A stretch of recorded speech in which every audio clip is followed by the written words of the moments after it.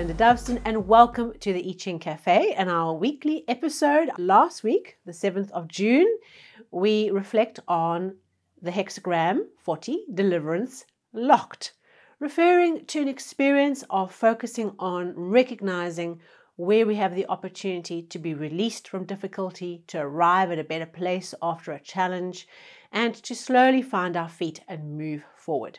Now, we all have vices, and one of mine is procrastinating on things I don't know how to solve.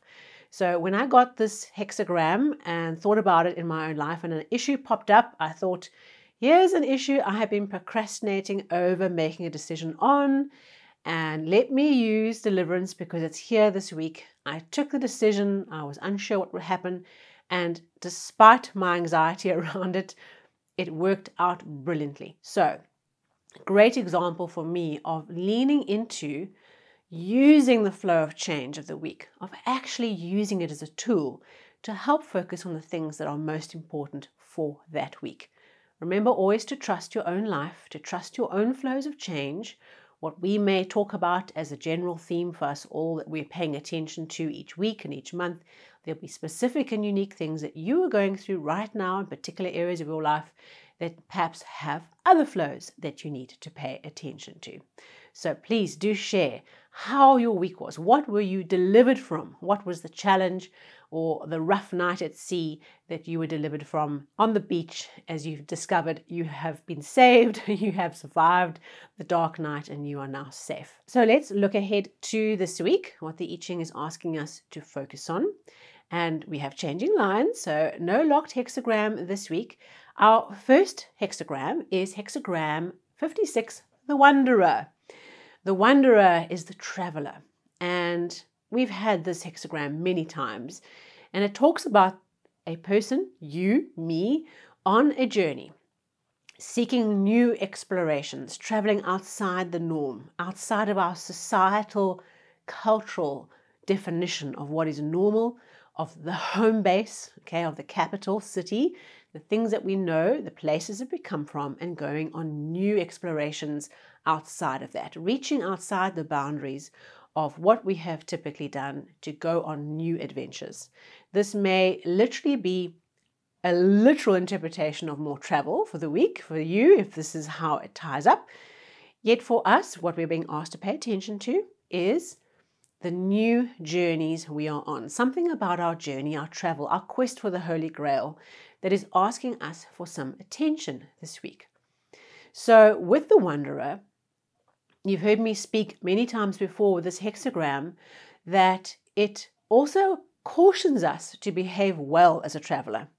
When you are outside your own culture, your own world, you are in someone else's culture, what can be easy to do is to scoff and make jokes about the culture that you're in, to judge it because it's not yours, or to behave inappropriately because you assume you understand the culture when you actually don't. So part of this week is recognizing that we are travelers. There's some part of our business or our personal life where we are outside the norm. We are outside the things that we know. And of course, that brings with it pressure, because when we are doing something outside of what we tend to do, it brings us a huge amount of pressure. The pressure of the diamond being created through the coal under massive amounts of pressure. So there's a pressure, there's a development process happening here for us this week. We are on a new adventure. We are being asked to understand that there are things we don't understand because we're in a culture that's not ours, and we are being asked to behave in a particular way. For your business, this might be going on new adventures with maybe a new target market, or thinking about a new group of customers, thinking about a marketing plan or marketing activity outside of the realm that you would typically do, and to make sure that you use advisors, you use people who speak the local language, as it were, even if that's a digital marketing campaign. If you're old school paper and email, and you now want to do a digital campaign, do you understand the culture of the digital campaign, or do you need helpers to guide you who understand that world? That's another example. But in this week, there's a particular changing line that we are being asked to pay attention to. There's just one changing line for this week, and it's in position 1. Okay. Position 1 is something that's entering in, it's new, something that's arrived. And of course, this journey, by position 1 being something new, it's the start of a journey. Okay, so there's some phase of a journey that is at its beginning. And this changing line says 2 things. One is, don't sweat the small stuff. Okay, don't lose yourself over trivial details.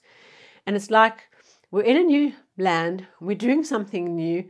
Don't lose your mind over lots of little details and getting obsessed with tying up the details. And the reason we don't want to do that is that it sends a signal to the people that we are engaging with, that we are now mingling with, that beware of this traveler because they're a little unstable. Okay, so there's something about this week where not sweating the small stuff and how we behave in this new world, how we conduct ourselves, is not to throw ourselves into fractured directions and to be too jokey and too light and to get caught up in buffoonery. It's a lovely old school word. Is to be focused and calm and not serious and getting caught up in the small stuff, serious in being dignified and humble, focused on what needs to get done, having our eyes and ears open, being present in the moment. This is not a time where we throw tantrums, we lose our minds over the small things, we become, the joke of the room, where we use humor to try and make ourselves feel more comfortable in an uncomfortable situation. This is a week where we focus on being a great traveler, where we focus on what's really important, being calm and centered. So we don't always understand what it might mean to think about what would happen, what might be the consequences of being the buffoon this week. We go through the process, and if we pay attention and we are just having our feelers open and our senses alive and we are working with this information, if it resonates with you and you apply it and you work with it, it's quite hard to work out what might have happened if you had not done it. So what I would suggest in working with this changing line this week is just to be present with it. It's just to observe your life. It doesn't mean that you have to race out and you have to enforce this changing line's advice in every moment of the day, because what happens is we create more stress. What we can do is we can be open and we can just watch the world around us and we can be present and we can just observe our own thought processes, particularly when we are on new adventures at the start, at the commencement of new adventures, of new experiences, of trying things we haven't tried before. Be present with thinking around, what am I thinking? How am I feeling? How am I engaging with the situation? How might I be perceived? Am I being serious and dignified? Not serious in a bad way, but serious in that I'm here, I'm present, I've participated in something important, and I'm here to travel well. So looking ahead to our second hexagram, because our one changing line gives us rise to a second hexagram, can be read in parallel. It's a second piece of insight. It's much an outcome of this flow of change as it is a parallel process of development. It's something else we're being asked to focus on. And that is hexagram 30, radiance. Radiance is the beautiful bright fire, the campfire, all of us sitting around the campfire. And as we build up that campfire, as we generate more heat and more light by using great fuel, clinging to what's important, we shine our light brighter. So the thing about radiance, when it comes up, what we want to pay attention to, what we want to focus on, is shining light on things, bringing light and expanding the light of the people around us. Very often when we get this hexagram, what we see is we see the things that are hidden. It's very much a people hexagram. It very much focuses on building and radiating light to others and helping others' light to come out. Yet often I find that when this hexagram comes up, we see things because we are shining brighter. So suddenly our flames are bigger, the campfire is bigger, and now we can see what's on the peripheral. Our peripheral vision broadens as we start to see things we hadn't seen before. And in so doing, we bind people together, we radiate stronger as a team and as a group. This is a great flow of change to help us deepen and strengthen the capacity of your team, your family, your friends, to work together and to shine brightly together. And what does a great fire need? It needs great fuel. It needs something it clings to, whether that's a spiritual truth, whether it's values or purpose. The thing that binds us all together is the fuel. And the way we can make a better fire is to get the right fuel to get better fuel. So think about this week as we contemplate our wandering selves, our new adventures, our quests for the Holy Grail, in not being the buffoon, in being serious and dignified and not sweating the small stuff, in being great travelers, and in shedding greater light, we shine a brighter light for others. I suspect that for many of us, and perhaps this is the case for you, this week, as we embark on this new adventure, as we go and put ourselves out of our comfort zone, out of the things that we know, what happens? We have a radiant view. We see things clearly.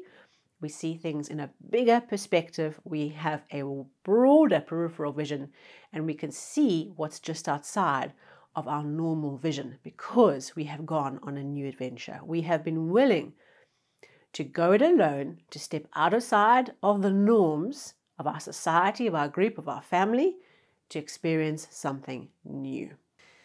Please like, share, and subscribe. It'd be great to have you join us on the channel, and of course, join us on the socials as well.